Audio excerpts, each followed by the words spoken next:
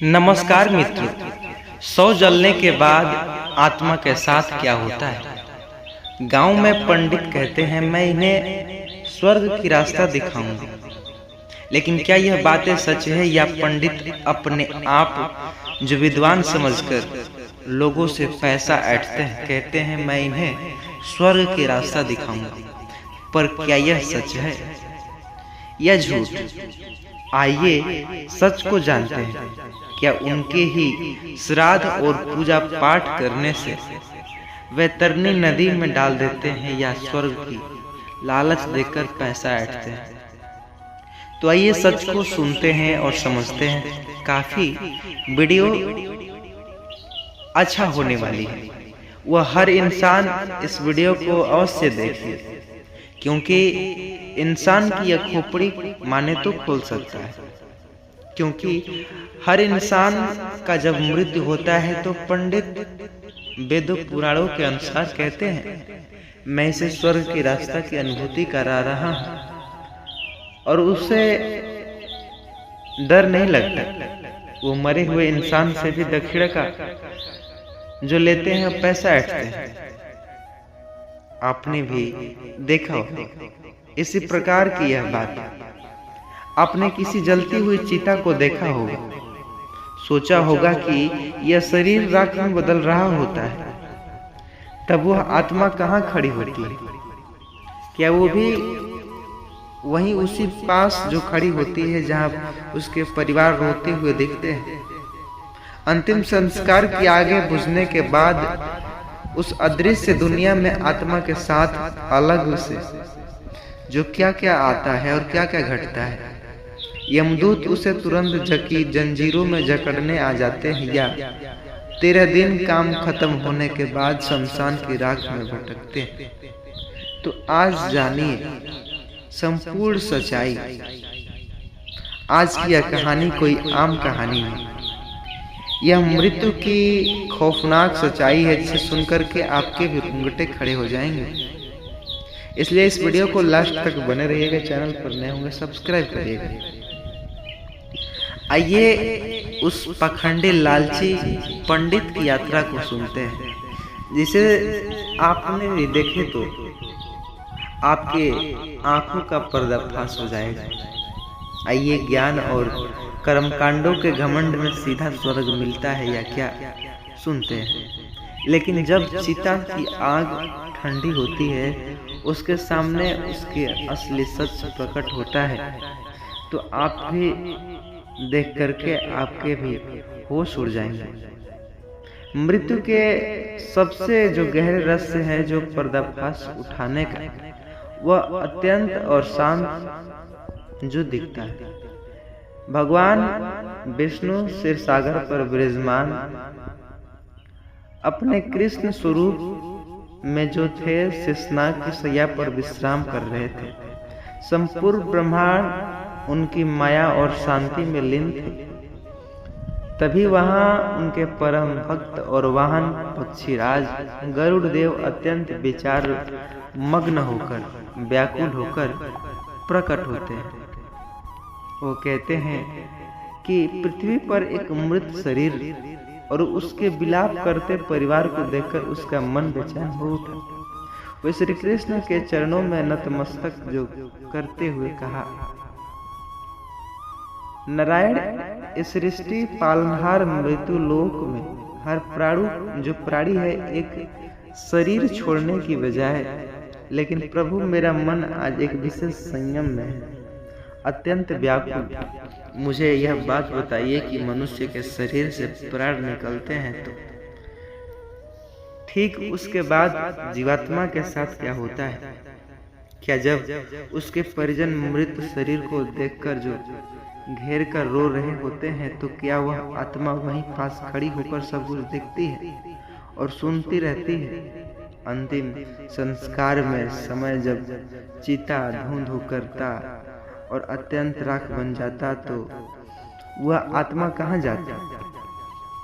क्या पंडितों द्वारा श्राद्ध कंड कराने के बाद स्वर्गलोक भयानक यमदूत उसे उसी क्षण बांध कर ले जाता वह अपने घर के आसपास भटकती और प्रभु से जो जीवन भर का धर्म चोला ओढ़कर भोली भाली जनता को नरक का भाग्य दिखाकर स्वयं को लालच और काम और अहंकार में डूबा रहता।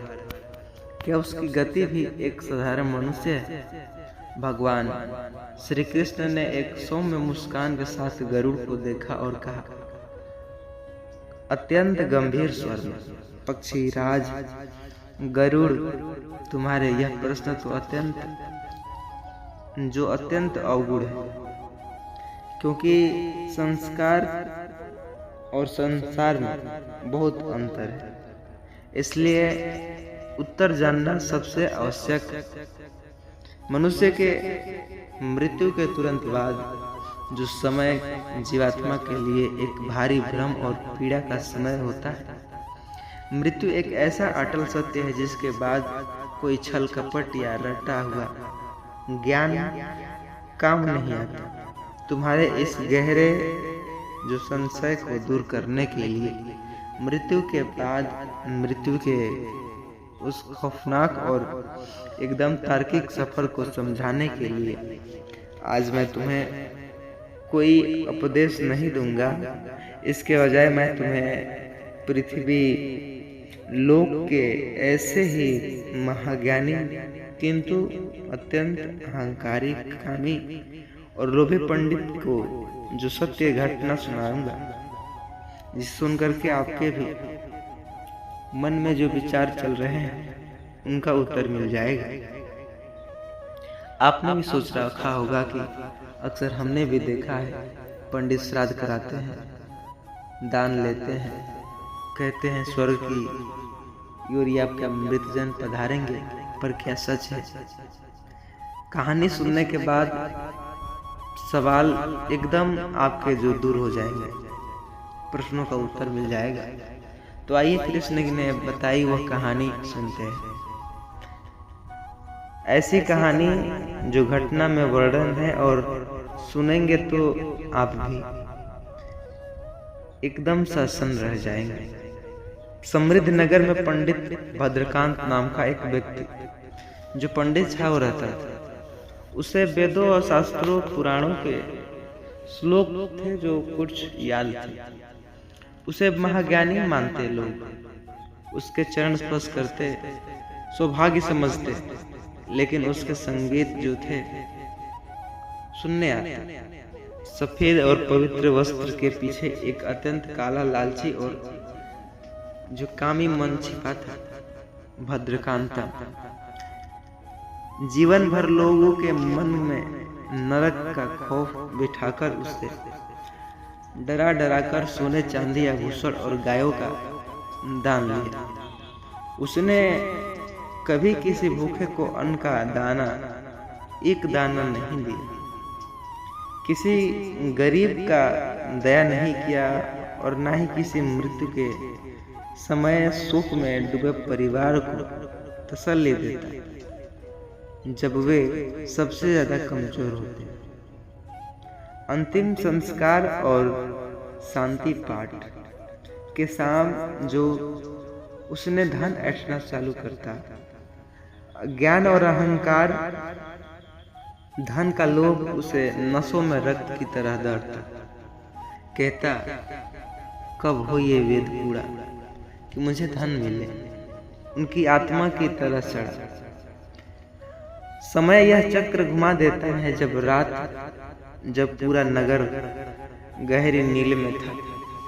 भद्रकांता के सीने में अचानक एक भयंकर पीड़ा उठी। दर्द इतना तीक्ष्ण था कि उसे लगा कि किसी ने उसके हृदय से खौलता हुआ शीशा टाल दिया।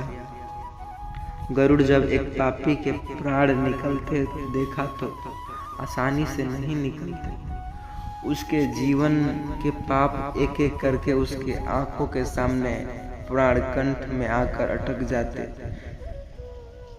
भद्रकांता की आंखें फटी की फटी रह जाती। पुतलियां जो थी वो फट गई, सांसें उखड़ने लगे। वो हवा एक घूंट की तरह तड़प रही थी, लेकिन ऐसी लगा किसी ने उसके छाती पर विशाल पत्थर रखा। भयंकर और असहनीय पीड़ा के साथ झेलना पड़ा। प्राण उसके नीचे जो द्वारों से चीखते चिल्लाते। भद्रकांता की जीवनात्मा एक तेज झटके के साथ अपने भौतिक रूप में बाहर आ गई। यह एक सूक्ष्म शरीर का जो दिखने में बिल्कुल उसे जीवित शरीर जैसा ही, लेकिन यह हवा ऊर्जा जो था इच्छाओं से बना था। भद्रकांत की यह जो उसके कमरे में बैठता अंधेरा कोना जो था वो हंफ रहे थे। बिस्तर पर पड़ा मुंह में कुछ ऐसी मानो चीजें समाई हो जैसे किसी ईश्वर के तिनके की सहारा। विलाप कर रहे थे, छाती पीट रहे थे भद्रकाल जो पंडित थे। उनके मस्तिष्क अभी भी लालच भरे मन में थे कि शायद ये पीड़ा नहीं हुई होती तो मुझे धन मिल गया होता। इस प्रकार की बातें मुझे बस थोड़ी कमजोर महसूस हुई है। वह फिर अपने दर्द को छिपाकर कहते लोगों से, मुझे थोड़ी सी दर्द हुई है, मैं ठीक हूँ। आगे का पाठ कार्यक्रम चालू करते हैं और चलिए मेरा दान दक्षिणा दीजिए, मैं जाता हूँ। इस प्रकार की बातें महसूस हुआ होता कि मृत्यु के तुरंत बाद का वह गरुड़ जो मृत्यु लोक से सीधे स्वर्गलोक की ओर अधारना देते। भयंकर घमंड में बदलता यह मृत तिरस्कार को नजरअंदाज कर देता है। अंततः मृत्यु को प्राप्त यह नश्वर शरीर किसी काम का नहीं। कोई बात नहीं, मैंने जीवन भर यज्ञ किए, इतने श्लोक पढ़े, इतने महान ज्ञानदाता, सब कुछ भरभष्ट नष्ट है। तो आशा करते हैं यह बनारसी फूल की तरह ये गंधर्व गीत कथा पसंद आई हो तो वीडियो को लाइक, चैनल पर नेम सब्सक्राइब, वीडियो को शेयर जरूर करिएगा।